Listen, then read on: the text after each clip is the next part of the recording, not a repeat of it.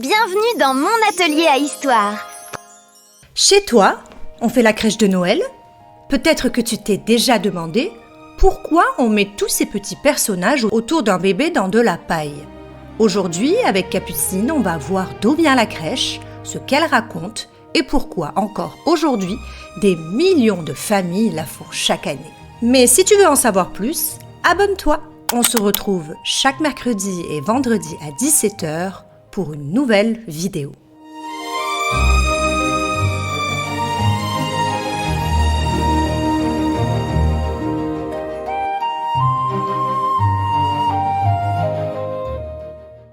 Moi, j'adore quand on installe la crèche à la maison. On ouvre la boîte, on sort tous les personnages, et moi, je prends toujours les moutons parce qu'ils sont trop mignons. Et tu as raison. Une crèche, c'est une petite scène qui raconte la naissance de Jésus, il y a plus de 2000 ans. Nous allons bientôt faire une vidéo sur le sujet. Le mot crèche, au départ, ça veut dire mangeoire, l'endroit où les animaux mangent le foin. Dans le récit, Jésus ne naît pas dans un château, mais dans une étable, un abri tout simple pour les animaux. C'est pour ça qu'on met de la paille, une mangeoire et des animaux autour de lui. Dans la plupart des crèches, tu retrouveras Marie, la maman de Jésus, Joseph, son papa sur terre, le bébé Jésus dans la paille qu'on recouvre jusqu'au 24 décembre, l'âne et le bœuf, les bergers, et plus tard les rois mages avec leurs cadeaux. Parfois, on ajoute aussi un ou plusieurs anges au-dessus de l'étable. Qui a eu l'idée de faire une crèche pour la première fois ? Pour le savoir, on va remonter au Moyen-Âge, en Italie. À cette époque, la plupart des gens ne savent pas lire. Pour comprendre les histoires, il faut souvent les voir. On est en 1223 dans le petit village qui s'appelle Greccio. Il fait froid, c'est la nuit de Noël. Un homme qu'on appelle François d'Assise a une idée un peu spéciale. François d'Assise aime beaucoup Jésus. Il veut que les habitants comprennent mieux ce qui s'est passé la nuit de Noël. Alors il se dit « Au lieu seulement de raconter, je vais montrer. » Alors il prépare une étable, met de la paille, fait venir un bœuf et un âne et invite tout le village. Les gens viennent, ils voient la scène, entendent l'histoire de la naissance de Jésus en même temps. Et ça les touche beaucoup. On appelle ça une crèche vivante. C'est un peu comme un spectacle. Tu vois la paille, les animaux, le lieu simple. Et tout de suite, tu comprends mieux l'histoire. Tout à fait.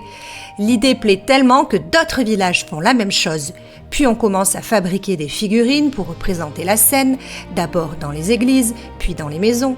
Les familles peuvent alors avoir une crèche chez elles et se souvenir de l'histoire de Noël. En Provence, on invente les santons, des petites statues en terre cuite peintes à la main. On n'y met pas seulement les personnages de la Bible, mais aussi le boulanger, la poissonnière, le berger, le maire, comme si tout le village venait voir le bébé. Tout à fait, Capucine. Chers parents, j'en profite, si vous aimez l'univers de mon atelier à histoire et que vous désirez un support pour que votre enfant réussisse son année scolaire avec Capucine et maîtresse Joanne, on a créé Capucine Academy, c'est notre école en ligne inspirée de mon atelier à histoire pour aider votre enfant à suivre l'année du CP au CM2 sans y passer toutes vos soirées. Pour les parents qui regardent, dans la description de cette vidéo, vous trouverez un lien vers notre site qui explique tout sur Capucine Academy qui ouvre le 4 janvier. Et comment vous inscrire sur la liste d'attente. Vous pourrez cliquer dans la description après cette vidéo. Les 100 premiers inscrits à la newsletter bénéficieront de tarifs exclusifs pour l'ouverture de l'école. Revenons à nos moutons. Bon, maintenant, je sais d'où vient la crèche. Mais on pourrait dire, ça date d'il y a super longtemps. On arrête. Alors pourquoi on continue encore aujourd'hui ? Alors qu'on a le sapin, les guirlandes, les films de Noël et les cadeaux ? Tout à fait.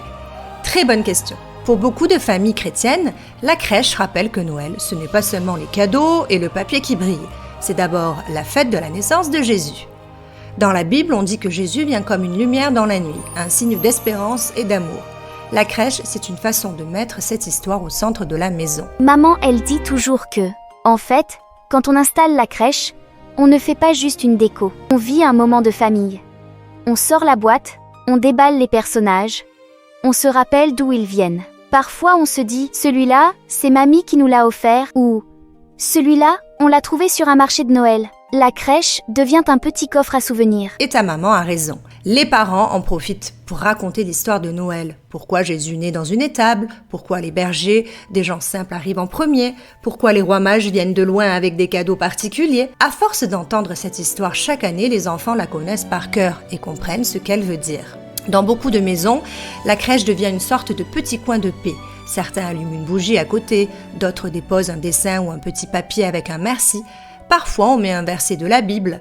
Pour les chrétiens, ça rappelle que Dieu choisit de venir tout petit, tout simple, dans une famille, pour être proche de chacun. Moi, quand je passe devant la crèche, parfois je m'arrête 2 secondes. Je regarde le bébé Jésus et je dis « merci » dans ma tête. Merci pour ma famille. Merci Seigneur, pour ma famille, Pour ceux que j'aime, pour les choses belles dans ma vie. Ça ne fait pas de bruit. Personne ne le voit, mais ça fait du bien à l'intérieur. Je trouve que tu as totalement raison, ma Capucine. Aujourd'hui, il existe plein de façons de faire une crèche. Certaines familles ont une crèche très simple avec seulement 3 ou 4 personnages. D'autres ont une crèche gigantesque avec des montagnes, des rivières, des lumières, des maisons et même des petits moulins qui tournent. Il y en a en bois, en tissu, en papier, en Playmobil. L'important, ce n'est pas qu'elle soit parfaite, c'est qu'elle aide à se souvenir de l'histoire qu'elle raconte. Tu peux même inventer une partie de ta crèche.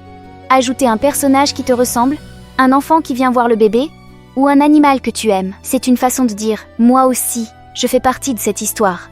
Très bonne idée. Alors, Capucine, qu'est-ce que nous avons appris aujourd'hui? On a vu que la crèche, c'est une scène qui raconte la naissance de Jésus dans une étable, entourée de Marie, Joseph, des bergers et, plus tard, des rois mages. Cette tradition vient de François d'Assise, qui a voulu montrer l'histoire de Noël aux gens de son village. Aujourd'hui encore, on fait la crèche pour se souvenir du sens de Noël, vivre un moment en famille et créer un petit coin de paix dans la maison. Très bien résumé. Et vous, dites-nous en commentaire, chère famille, est-ce que vous aussi vous faites la crèche chez vous? Quels sont vos personnages préférés? Est-ce que vous inventez des petites scènes rigolotes avec des santons ou des figurines? On a hâte de lire vos commentaires. Si cette vidéo vous a aidé à mieux comprendre pourquoi on fait la crèche, pensez à mettre un petit like et à vous abonner à la chaîne, ça nous aide énormément à continuer mon atelier à histoire. Vous pouvez maintenant cliquer sur notre playlist de Noël pour découvrir d'autres vidéos sur les traditions de Noël à regarder en famille. Merci d'avoir regardé jusqu'au bout, bonne préparation de votre crèche et on se retrouve très vite dans mon atelier à histoire. N'oublie pas de dire à tes parents qu'ils peuvent nous retrouver sur Facebook, Instagram et TikTok pour suivre toute l'actualité de mon atelier à histoire. Chers parents, la première plateforme éducative inspirée de mon atelier à histoire arrive le 5 janvier. Pour en savoir plus, regardez notre vidéo de présentation juste ici. Confiez-nous leur avenir scolaire, on s'occupe du reste.